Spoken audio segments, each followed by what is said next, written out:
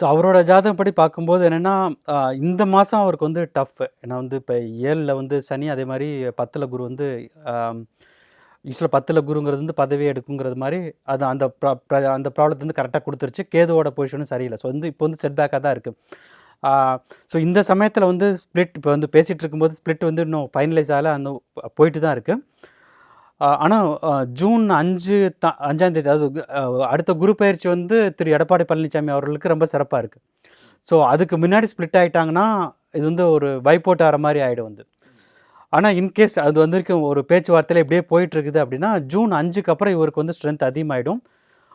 ஜூலை 25, 26க்கு அப்புறம் வந்து இன்னுமே இவரோட சார்ட் வந்து பலம் பெற்றும். ஆனால் அதனோட இதெல்லாமே வந்து இப்போ இந்த மாதத்தில் என்ன நடக்க போகுதுங்கிறத வச்சு தான் அடுத்தது வந்து முடிவாகும் வந்து. ஸோ இந்த மாதம் வந்து அவங்க பிரிஞ்சுட்டாங்கனாக்கா ஆப்வியஸாக வந்து அவருக்கு வந்து ஸ்ட்ரென்த் வந்து இல்லை. அவருக்கு டைம் நல்லா இருந்தாலும் மேக்ஸிமம் வந்து பர்சனல் லைஃப்பில் பெஸ்ட் அப்படின்னா வேறு ஏதாவது ஃபார்ச்சுன்ஸ் தான் வருமே தவிர, அரசியலில் வந்து அந்த அவருடைய இம்பார்ட்டன்ஸ் வந்து குறைய ஆரம்பிச்சிருச்சு.